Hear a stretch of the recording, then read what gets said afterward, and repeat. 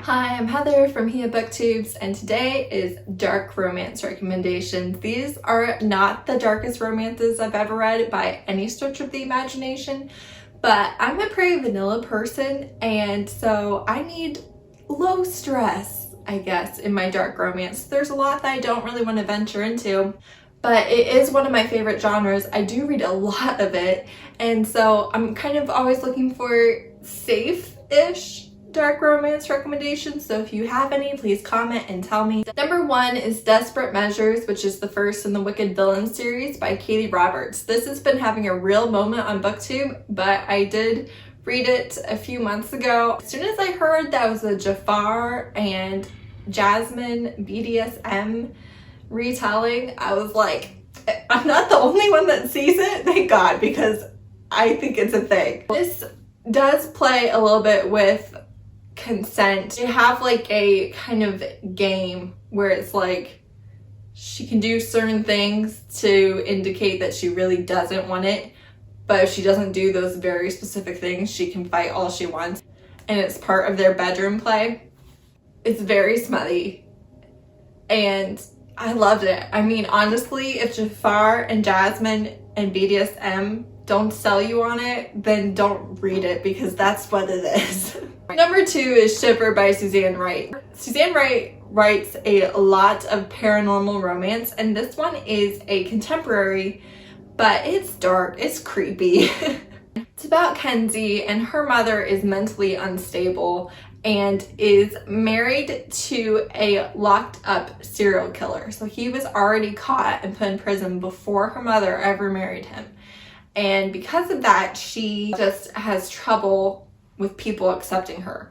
I find it a little bit odd, honestly, that everyone would know that he's her stepdad. Like, I just feel like I could easily meet the family member of a famous serial killer and I'd have no idea, but that's not how it plays out in this book. Also, she has a pen name where she writes serial killer books, and so she doesn't want anybody finding out because she doesn't want anybody thinking that she has an issue with this in real life. And she also gets a stalker. Blake becomes a investor in the bar, I think, where she works, and he doesn't want the daughter of the serial killer there. Then he meets her and he refuses to give her up, and I enjoyed it, but it is kind of creepy. Number 3 is Bass-Ackwards by Eris Adderly. And this one is kind of funny while also being messed up in like a way that would never be okay in real life. Christina needs Friday off of work, and nobody can ever take any time off of work regardless of how busy it is or not. Still won't let them. So she's like, I need to get off of work for like a really good reason. And he's like, no. He's like, well, if you let me have sex with you, then you can have it. And so she agrees, and they're both loving it, and you finally get his perspective, and he's like, I am such an idiot. What have I done? How am I ever going to marry this woman and have a relationship with this woman and get to the next level when I did such an incredibly stupid thing of setting up like this contract where you get time off work if you let me screw you in the back? Like, what was I thinking? So there's a lot of mistakes in this book. There's nothing super dark except for the fact that her boss is using sex to give her time off. So that's really the main moral conflict here, which obviously is not okay, but it's not difficult to read about from my perspective. So it's also a little bit of an age gap. He just didn't think that she would be interested in him at all. She really wasn't interested in him at all, but he is good at what he's doing, so she kind of is getting there. I don't know, it's fun. I liked it. Number 4 is Deviant King, which is number 1 in the Royal Elite. This book does push some boundaries. It is very much like she does not want him to be doing sexual advances on her, even though she does, but like you don't find that out till later. It's like not in context, if that makes sense. It was very much pushing the boundaries, because in real life you would not be able to tell if she actively did or didn't want it. There was no signs, no game, there was nothing. So I didn't love that, but at the same time, this book is really hot. In the following books, you do get more of their past, more of their connections, more of the things that kind of make The beginning, not so awful, but the beginning is insane. It is definitely bully, elite prep academy. It's probably one of the darker ones that I've read, but also it was addictive. I had a hard time putting it down.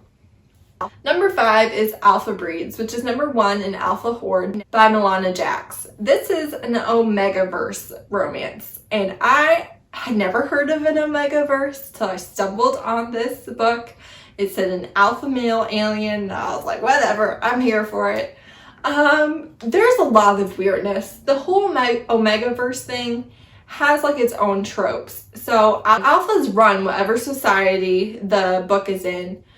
Betas are middle workers, and then omegas basically are only used for breeding and don't have any rights usually. This particular one, the omegas are treated the best of any other books that I've tried, and I really haven't found other ones that I enjoyed as much because they just push the line too far for my comfort level. But Kingsley is at a frat party, she touches this shiny object and accidentally ends up in an alien world, where the omegas, she's a human omega, she doesn't even know what an omega is.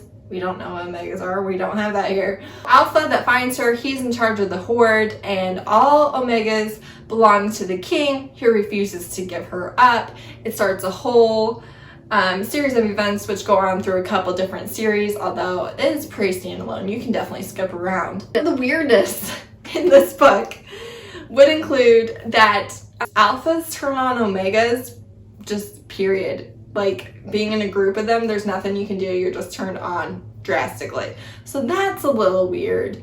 Number 2, the aliens don't waste. So there's like this whole thing about how he has to like build a bathroom for her because they don't do that.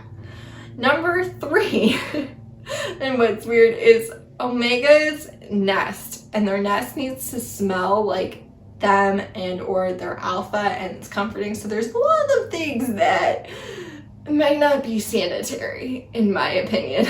On top of all that, you have the very obvious, the omegas don't have rights, they don't have say, they don't have the chance to say no. This series, like I said, the alphas do treat their omegas really well, except for the whole giving them the option of leaving thing.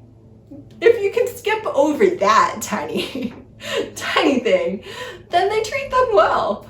And obviously they do end up falling in love in every single book, yada yada yada. But it's a bit weird. If you've never read alien smut at all, maybe don't start with this.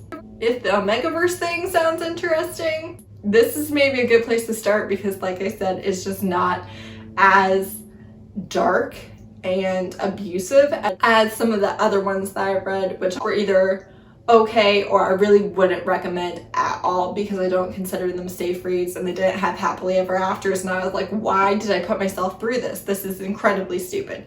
That being said, this is a good one. These are not the darkest ones I've ever read. I don't like my stress level to be super high. I do like kind of dark scenarios, so I like motorcycle romance, mafia romance, vampires. I kind of like the whole captive tropes, those type of things, aliens, warlords, you name it, arranged marriage, just all those types of things I do. So if they're not like, I don't want to read about abuse. If you know safe-ish dark romance reads, please give me recommendations because it's a hard genre to find your comfort level in and to not have to read ones that just kind of make you feel extremely stressed and unhappy.